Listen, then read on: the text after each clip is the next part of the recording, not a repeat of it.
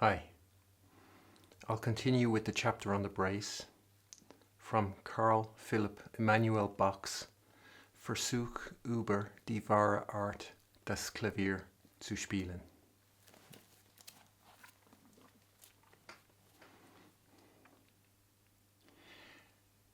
Wenn ein Doppelschlag über gestoßene Noten angebracht werden soll, so erhält eine besondere Schärfe durch eben dieselbe im Anfange hinzugefügte Note, worüber steht. Diese noch nicht anderswo bemerkte Manier habe ich durch ein kleines 32-Teil vor der mit dem Doppelschlage versehenen Note angedeutet.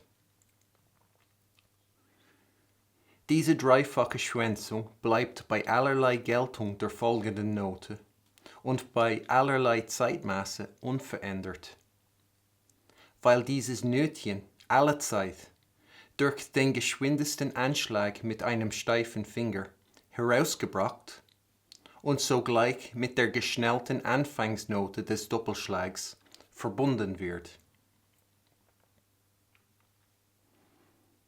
Auf diese Art entsteht eine neue Art vom prallenden Doppelschlage, welchen man zum Unterscheide wegen des nötigen Schnellens gar wohl den geschnellten Doppelschlag nennen kann. Bei heutigen Noten ist diese Manier bequemer als ein Triller, weil ich überhaupt glaube, dass der Letztere am besten tut, wenn die Geltung der Note erlaubet, solchen wenigstens eine ziemliche Weile zu schlagen, indem man widrigenfalls eine andere Manier an diese Stelle setzen kann. Der Doppelschlag erhält durch dieses Nötchen eben den Glanz, welchen durch den vereinbarten Pralltriller erhält, nur bei ganz widrigen Fällen.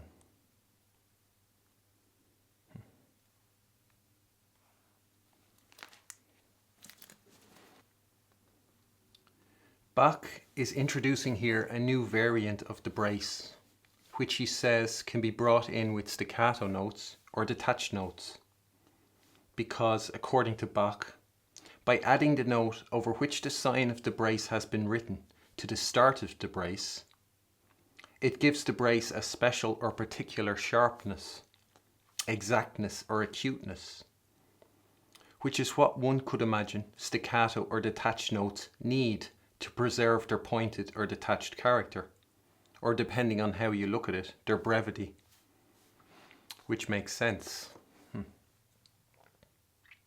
If one is to believe what he says, or accept it at face value, which is probably the same thing, then Bach is the only person to have identified and documented this variant of the brace.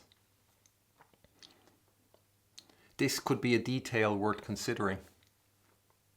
One could wonder, was Bach the only one using this ornament? Did he discover it, or were there others who knew about it?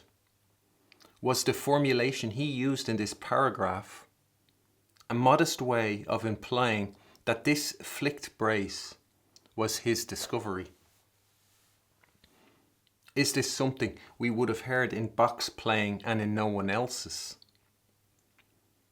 If so, and if what Bach says about it is true, then his playing would have had an extra luster or brilliance which would have set it aside from everyone else's playing, and which would have happened so fast that those listening and looking wouldn't have known what he had done to get what everyone would assume to be a standard ornament, the regular brace, to sound so brilliant.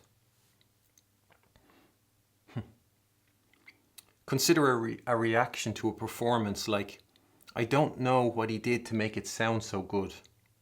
The brilliance he gets from his braces is amazing.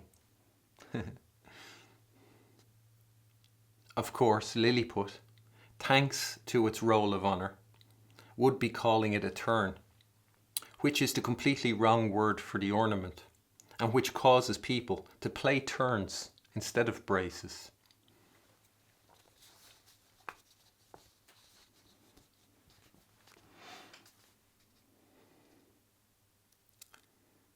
The Bach name or the Bach brand wasn't what sold me on this book. My interests were purely selfish. The public's opinion of him meant nothing to me because I was operating on a completely personal level.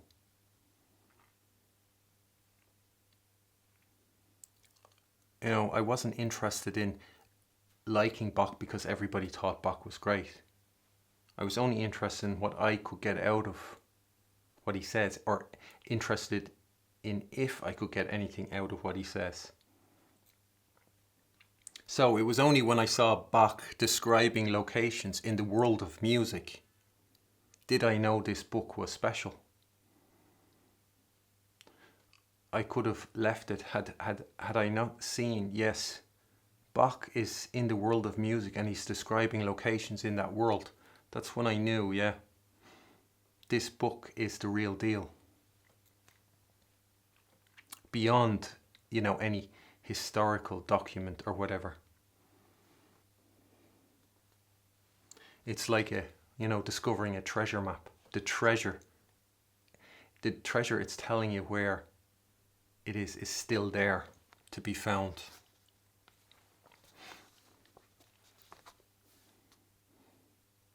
I had already taken my first steps in that world of music. I'd already escaped the cage, without having fully realized at the time the world I'd entered, the lay of its land. My eyes weren't fully open to it, or there were too many details to take in that I was still in awe of it. Or I had still too much baggage from the cage. I've yet to wander off on my own in that world of music, properly. But any of the locations Bach talked about that I hadn't already found, any sites I hadn't already seen, I was able to find and verify the truth of what he says for myself. Can someone do that with a metronome and all its cage pro practice bedfellows?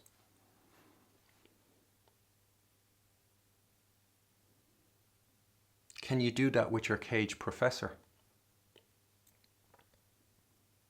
Can you find the truth or the locations in the world of music when all you get from your professor is volume control and tips on what finger exercises to use, or how often you should play it hands together before you try it hands, or play it hands separately before you play it hands together, or at what notches on the metronome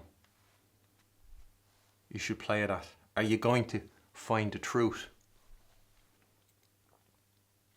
The Schärfe is a major element of, in Bach, when he talks about ornaments, the Schärfe has a central position in the way of piano playing. And the sharpness can be the sharpness, the acuteness, the exactness, the preciseness. It's sharp.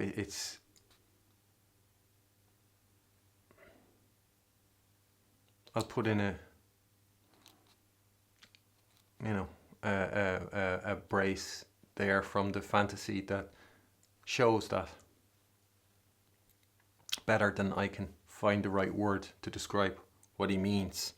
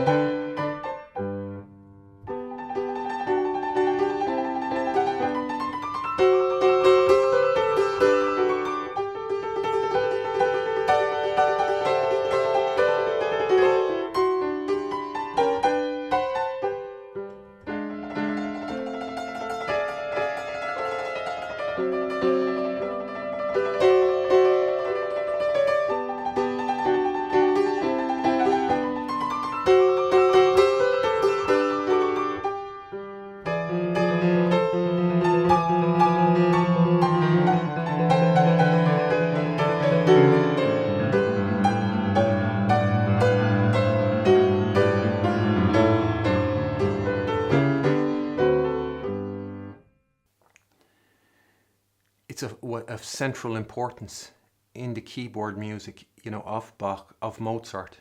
But do you hear your cage professors referring to it at all? They don't know it exists.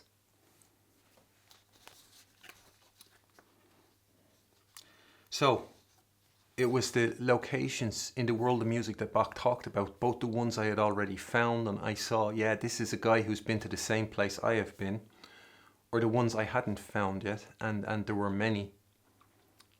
Bach was able to induct me into into understanding the lay of the land. So this was how I knew Bach did not belong to the roll of honour, with all their notes and noise and trained birds. Those products of the roll of honour, the people from Juilliard and other types of things, Bach will call them trained birds.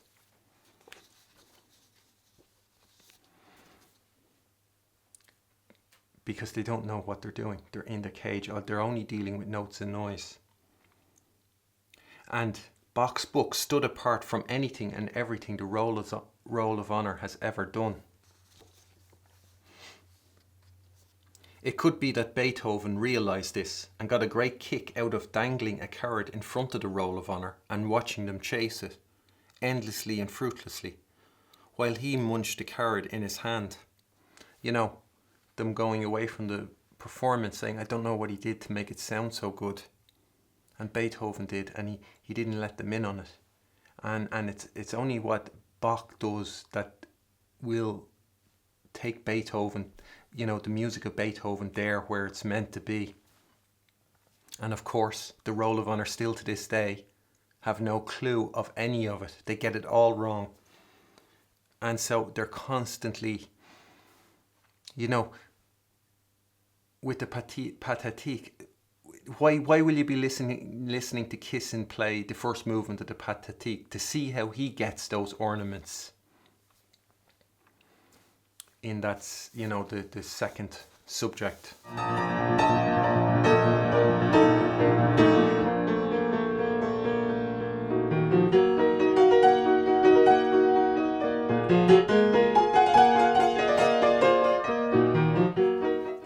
See how he does them, because it's all a competition in, how can you do it? And it's all wrong. It's ridiculous.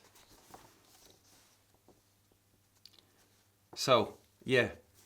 So it could be that Beethoven realised this and got a great kick out of dangling a carrot in front of the roll of honour and watching them chase it endlessly and fruitlessly, while he munched the carrot in his hand. Imagine the kick he must get if he could see them over 200 years later, still hard at it.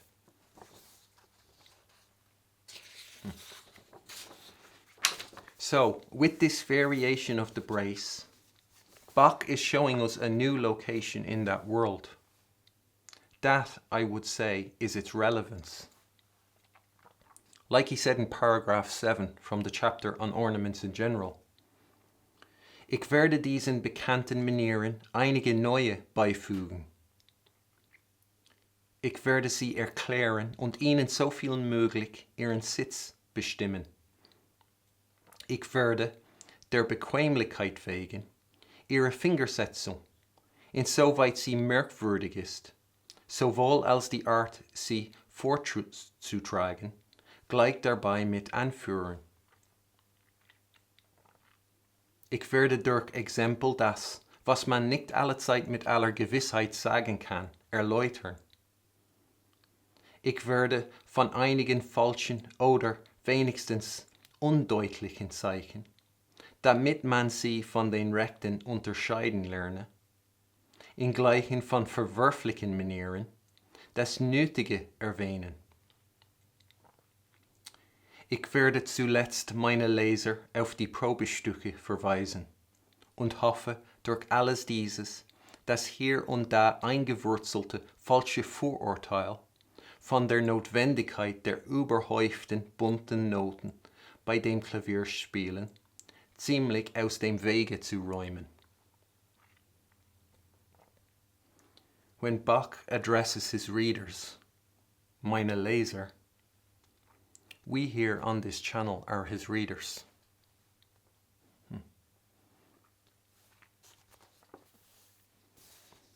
He said he is providing us the seat of the ornaments, or in other words, their locations in the world of music.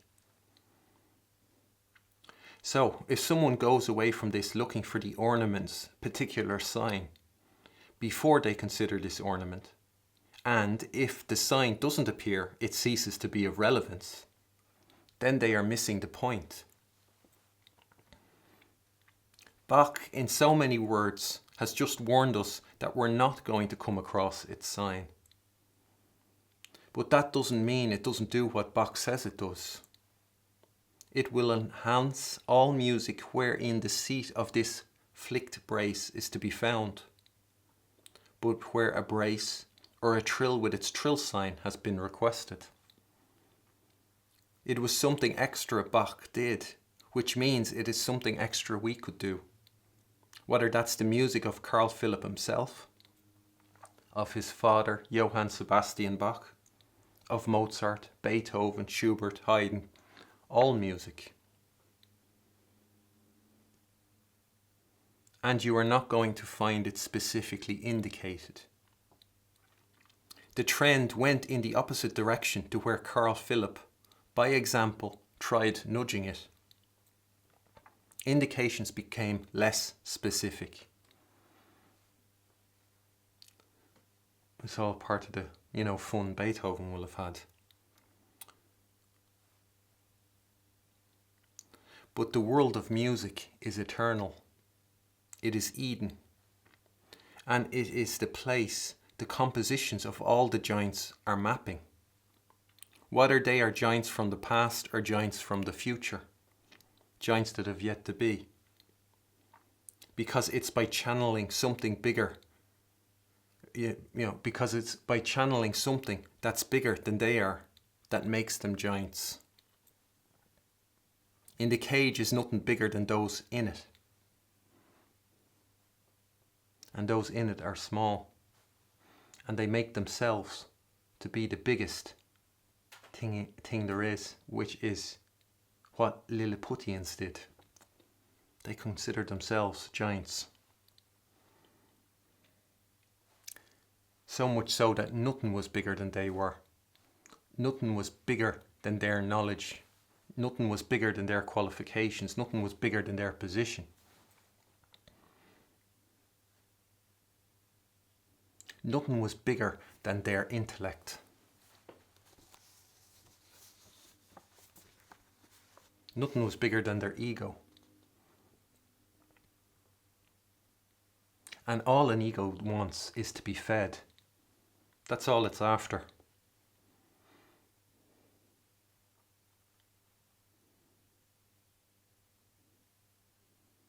Anybody who thinks this ornament doesn't exist anymore or didn't take off is mistaken. Those who don't are going to be one step ahead of the crowd. They'll have passed Beethoven's test. Even when what you think is a potential location for it turns out not to be a location for it.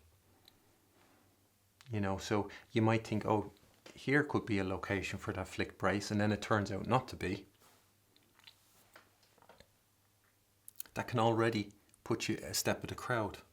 Because being able to explore one's options can help one reach a conclusion with greater certainty and greater satisfaction. When you have options to explore, you can settle on you can make a decision and rest easy with that decision. Instead of doing things, I don't know if you experience that, doing things in your practice and there's this lingering doubt where you can't fully commit to it. Because there's always the lingering doubt that, I don't know. I'm not sure about this one. And so you're always in this limbo of a non-committal state. Like, this isn't really mine, this ornament that I'm doing here. And you can, and it's by trying different ornaments in that place and then seeing, no, they really don't work. You can warm up to the option, or you find the right one if that one was the wrong one. But if that one was the right one or the best one, you can settle on it, because you explore the other options. Your roll of honor are telling you nothing. You have no options. All you're doing is following the notes and following the metronome and waiting for your cage professor to tell you to get a little louder here, a little softer there, pressing the up and down button, volume button on the remote control. It's ridiculous. It's ridiculous.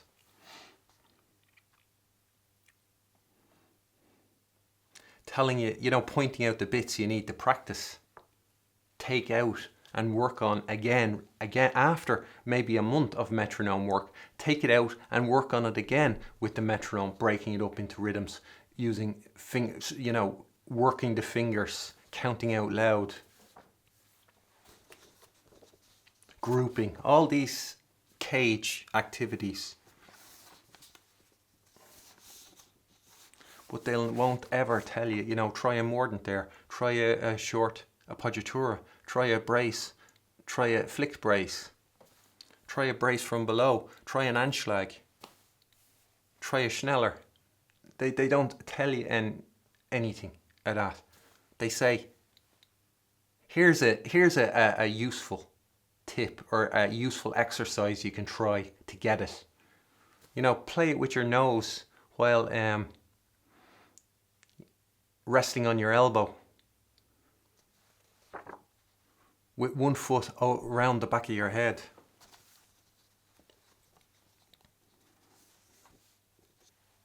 And the stupider it is, the better it'll be received.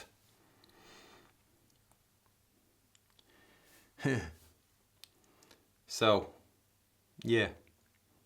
So when you can explore your options, you can settle. You can better settle on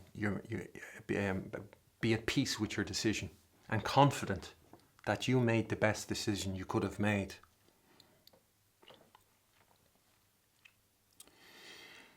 And Bach chose to indicate it with a small 30-second note or a demi-semiquaver written in before the note with the sign of the brace over it. And he says the 3-time or triple tailing, so the 3 tails on the stem of the 30-second note or the demi-semiquaver never changes or change, regardless of the time value of the following note or of the tempo. Geschwänzt means tailed. I've said that before. You'll come across it translated to truncated. And this is, it can be, you can see how truncated means shortened, and then you can think that, with every tail that's added to the stem of the note, that note is shortened. So you could say it's truncated, but I would say this is a overly complicated or convoluted way of understanding Geschwänzt, or it's more direct and more simple the way Bach means it, and he means simply the Dreifach Geschwänzt means it's just there's 3 tails on the thing. It's straightforward, and the other thing is it makes it unnecessarily complicated, and it doesn't serve any greater function, because Bach doesn't use Geschwänzt in any other context other than to say how many tails are on the stem of the note, if that's what it's called. Bach says this 30-second note is always brought out with a stiff, firm or rigid finger, mit einem steifen Finger, with the fastest of attacks, and immediately joined to the hastened first note of the brace. Here in one of Bach's examples, one can see the written out hastened start note of the brace. So the extra note at the beginning will be played with the fastest of attacks and at once joined to that hastened start note.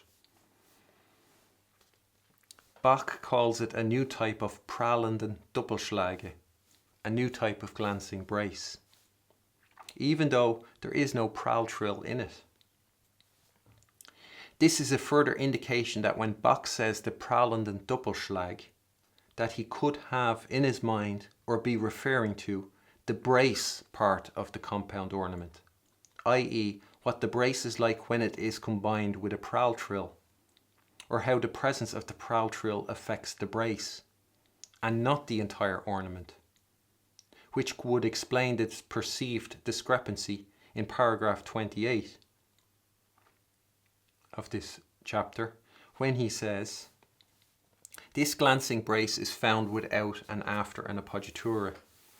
Never though can it occur differently than the prall trill, namely after a falling second, from which it is, so to speak, drawn off. Dieser prallenden Doppelschlag findet sich ohne und nach einem Vorschlage. Niemals aber kann anders vorkommen, als der Pralltriller, nämlich nach einer fallenden Sekunde, von welcher gleichsam abgezogen wird." Figur 63 und 64.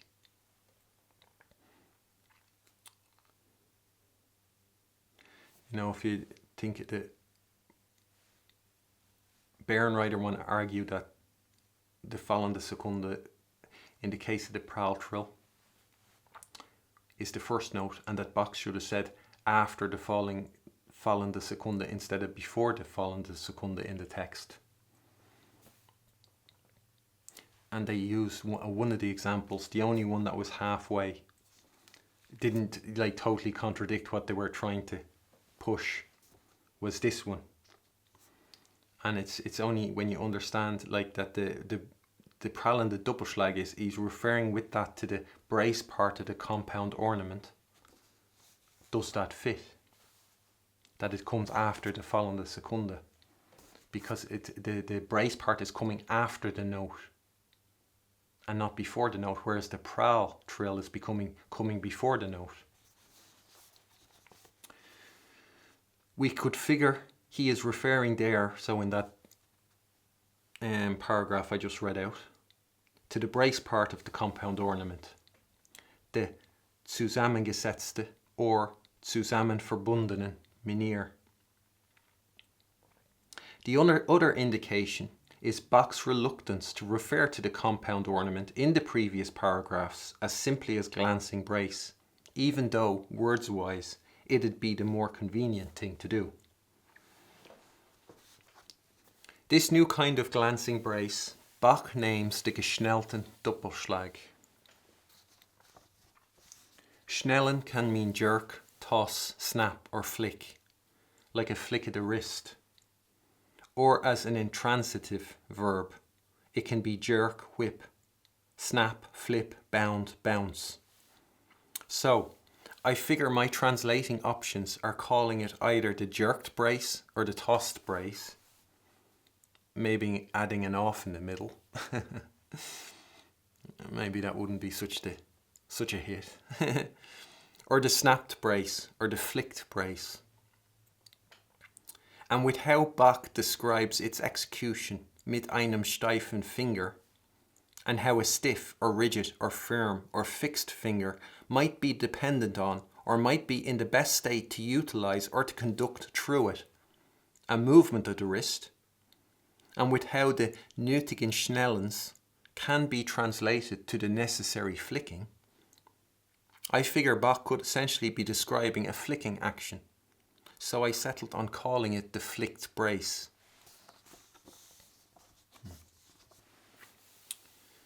I want to add here a caveat to what I said previously in relation to the world of music, and that is that the flicked brace requires a piano with a good and even and responsive action and good voicing.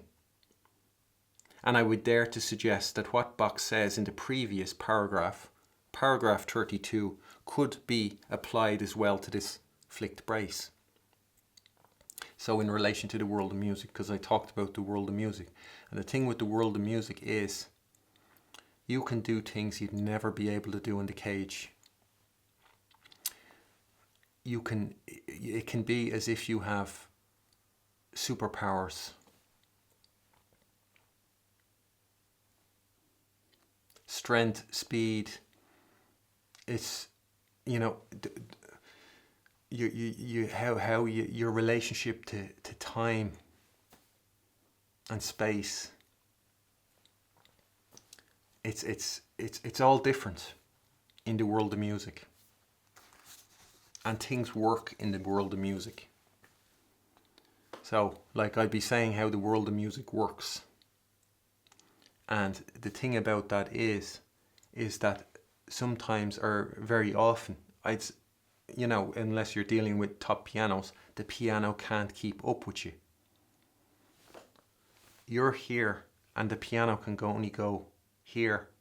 And so, either you can't do the things that operate on this level, or you have to adjust, you have to change them so you can get the best, you can get as close to them as you can at this level.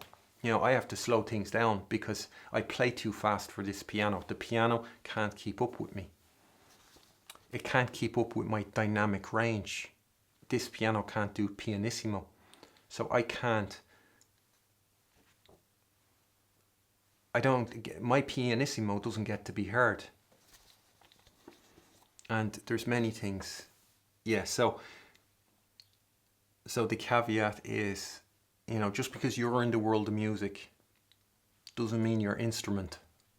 Because the world of music is when you find a true way to do anything, that's what brings you into Eden. And that'll go for piano makers and all the same, via instrument makers. When they find the true way to make the instrument, that instrument takes on a whole new level. It's like a Stradivarius or something. It operates on a whole level. So if you want to enter Eden, and no matter what you're doing, the way to enter Eden is to find a true way to do that thing. And it could be, laying bricks. And what'll happen is your walls if you're making walls, they'll have something about them. And they'll stand when all other walls will crumble. When you find a true way. And when you don't, you get, they have all the problems, because all the problems are in the cage. And you can have escaped the cage, but your instrument might not have escaped the cage. And it's because your instrument is the fruit of the instrument maker. The ones who put it together, So, yeah, so they could be applied, this paragraph 32. And Bach says, Der Pralltriller und der mit ihm vereinte Doppelschlag, da sie auf einem übel zurechte gemachten Flügel gar nicht ansprechen, sind eine sichere Probe von dessen gleicher Befiederung. Man muss daher auch billig Mitleiden mit den Klavieristen haben, da man ihnen gemeiniglich durch schlecht imstande seiende Instrumente diese nötigsten und vornehmsten Zieraten benimmt, welche alle Augenblicke vorkommen und ohne welchen die meisten Stücke schlecht ausgeübt werden.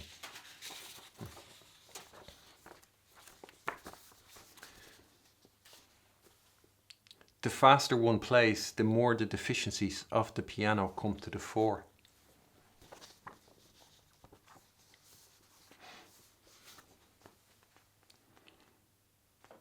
It shows up, the voicing problems or whatever the problems the piano has. The faster one plays, the more they come to the floor, if one is playing with perfection.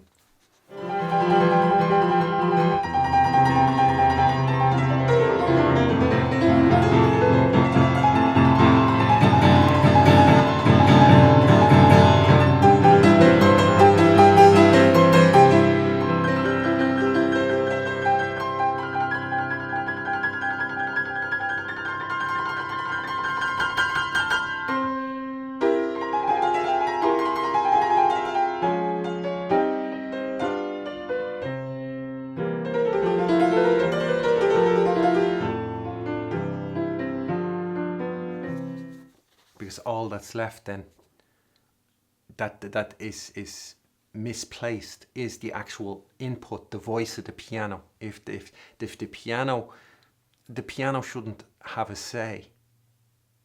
A great piano doesn't have a say, i.e. it doesn't bring its own stuff to the interpretation. It stays out of the interpretation completely, and it leaves the interpretation entirely up to the musician.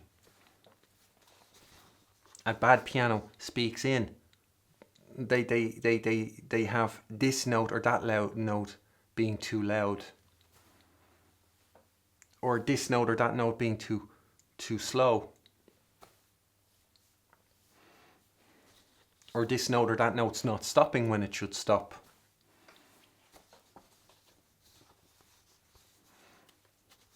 A great instrument plays no part in the interpretation. And that's what I say.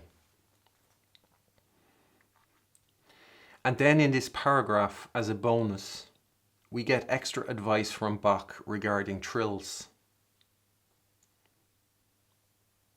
He says trills work best when the value of the note allows you to strike the trill or play it for a fair amount of time. And that when the note isn't long enough for that, either because of the value of the note or the tempo being too quick, then one can introduce another ornament in its place. What Bach said here about the trill could be a reason he could have for advice he'd give in his lesson on K330 and its opening ornament. It's an extra question he gives us to ask ourselves when searching for the correct answer. Does the trill get enough time to sound or to speak? This can be added to the Bach's lesson on K330 videos. So I have videos up that say Bach gives a lesson on K330, and this information can be added to that. And it's a question he'd probably pose to you in a lesson. He'd say, do you think the trill has enough time to speak here? And you'd be wondering.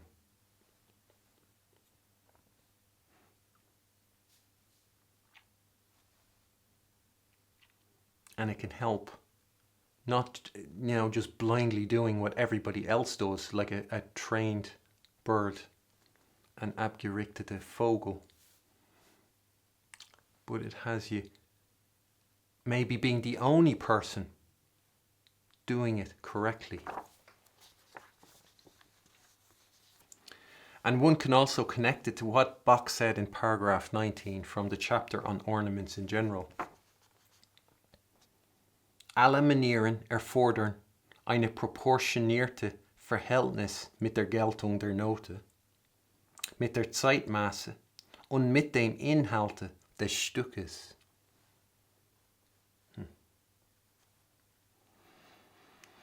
Man merke bei denen Fällen besonders, wo unterschiedliche Arten von Manieren statthaben und wo man wegen des Effekts nicht zu sehr eingeschränkt ist, dass je mehr Noten eine Manier enthält, desto langsamer die Note sein muss, wobei sie angebracht werden soll. Es entstehe übrigens diese Langsamkeit aus der Geltung der Note oder aus der Zeitmaße des Stückes. Das Brillante, welches die Manier hervorbringen soll, muss also nicht dadurch gehindert werden, wenn zu viel Zeitraum von der Note übrig bleibt.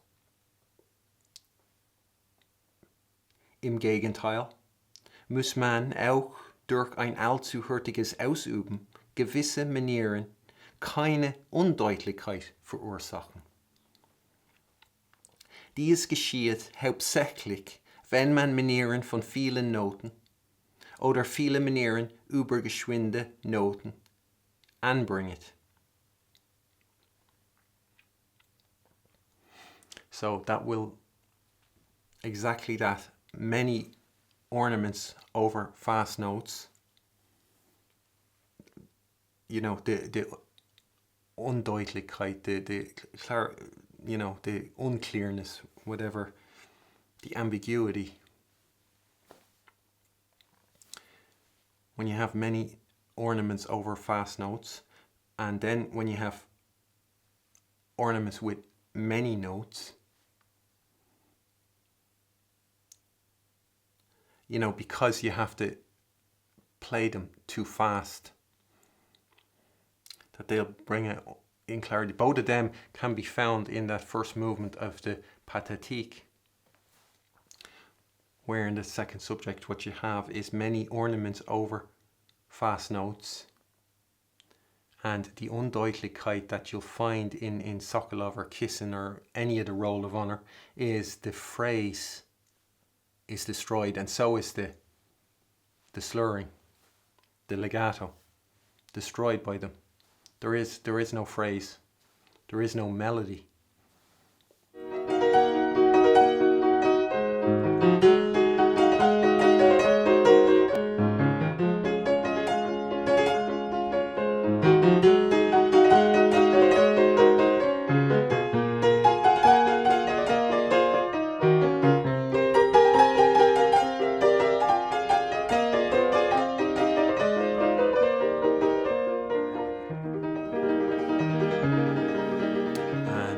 And then again in the development section, this trill there is too short and too fast for a turn at the end of that trill, and so you play that without a turn, and then it doesn't, you know, cause an ambiguity.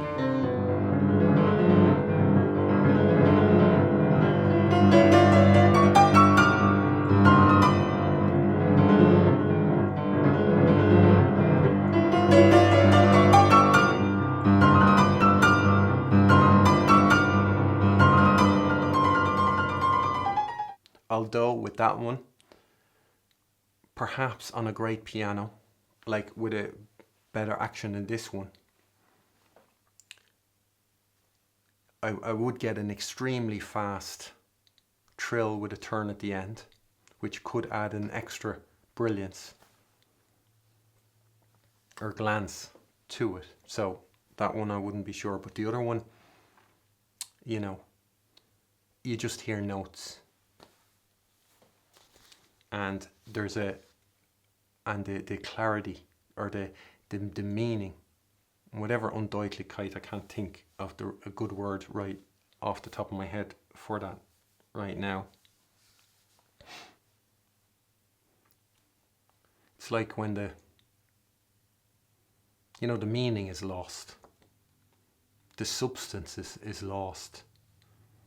You don't know what it is you're looking at anymore, because the ornaments or the badly played or the playing the wrong ornament in that place is obscuring the thing itself, like the theme or the melody that it's meant to be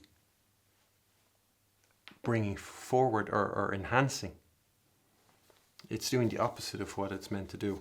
So that's a good example of that.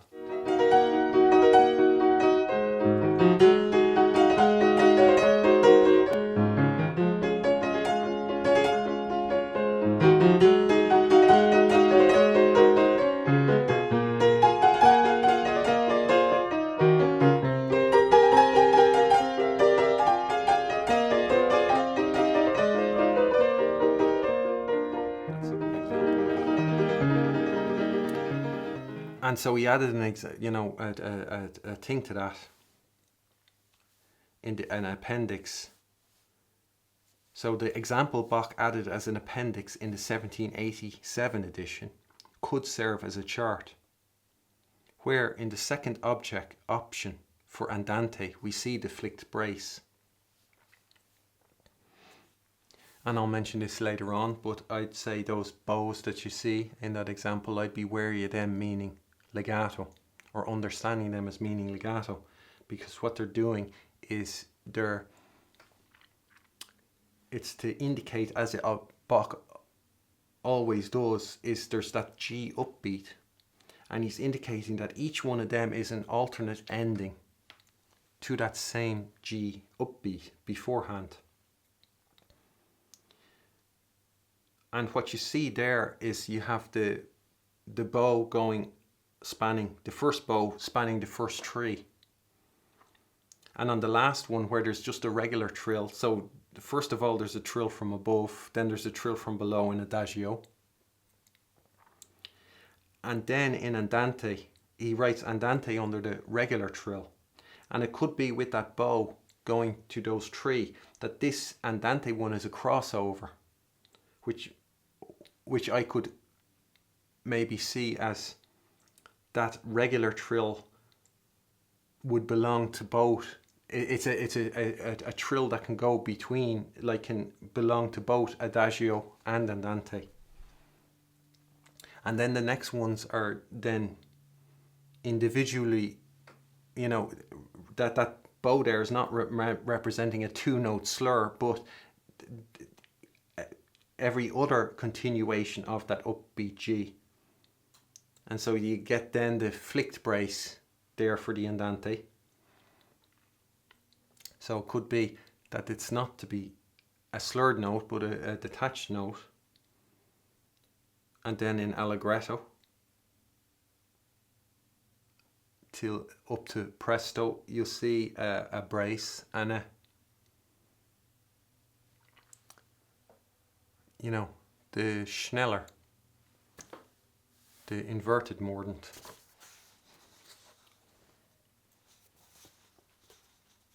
Yeah.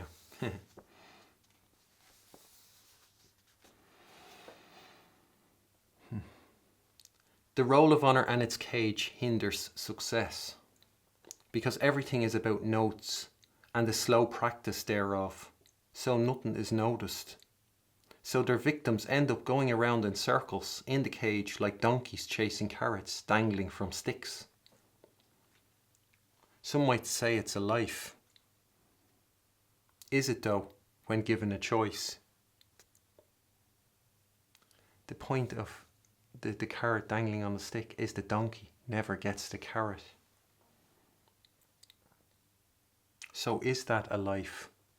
If you think of all that slow practice with the metronome, all that, and that's what you spend. You don't get those days back, you don't get those months back, you don't get those years back. And you will, if you refuse to consider what I'm saying as being correct, like the actual answer to what's going on, you are going to find out when you're 60 years old, 70 years old, that you still won't be able to play a piece. And the only way you'll even be able to consider playing it is thinking that you're going to have to sit down and take out the metronome and do the slow practice. And you'll still be thinking, well, maybe if I do it disciplined for a year, I'll be able to play the piece. You won't be able to play the piece. You'll get to the end of that year and you'll still have the same problem. You'll still have the same fear of playing it up to speed. You'll still have the same sense of not knowing what is up to speed. And you'll still experience it falling to pieces when you try to play it up to speed.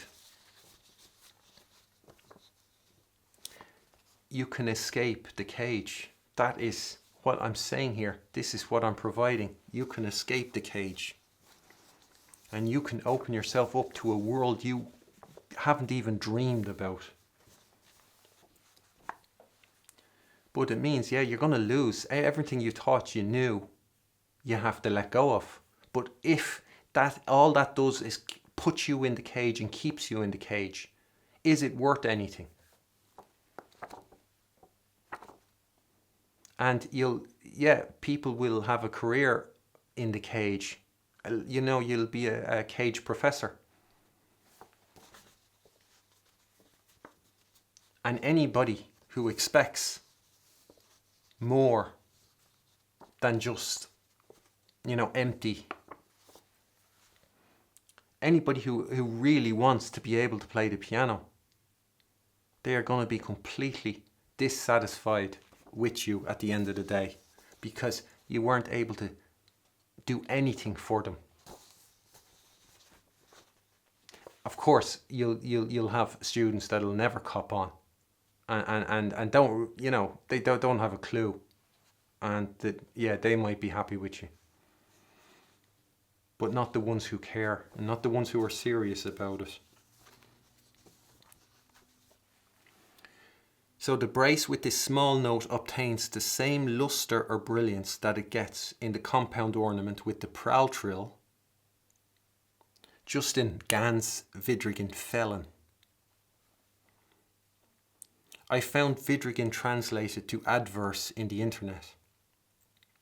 I consider this in the context to be incorrect, and one which blocks Bach's communication, just like the translation of other sentences, like this one.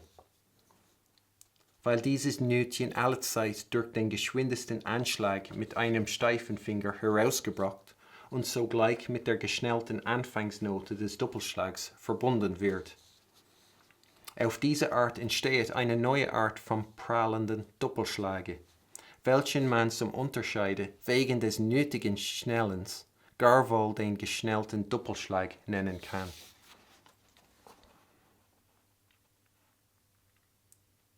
The full picture is missing from this translation. Any possible synergy or development in the text is potentially lost. You know, when you create a synergy with what you say, it forms a more detailed or a clearer picture.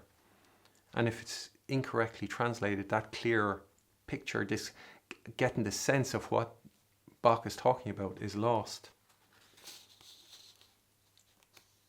So, weil dieses Nötchen allezeit durch den geschwindesten Anschlag mit einem steifen Finger herausgebracht und sogleich mit der geschnellten Anfangsnote des Doppelschlags verbunden wird. Auf diese Art entsteht eine neue Art vom prallenden Doppelschlage, welche man zum Unterscheide wegen des nötigen Schnellens gar wohl den geschnellten Doppelschlag nennen kann. Contrary is the correct translation of Vidrigen in this context, because Bach goes on to point out just how the situations or cases or the seat of each ornament are contrary and not how they are adverse. Okay, that's it. That's that for this video, and I'll pick up where I left off in the next. Thanks. Bye.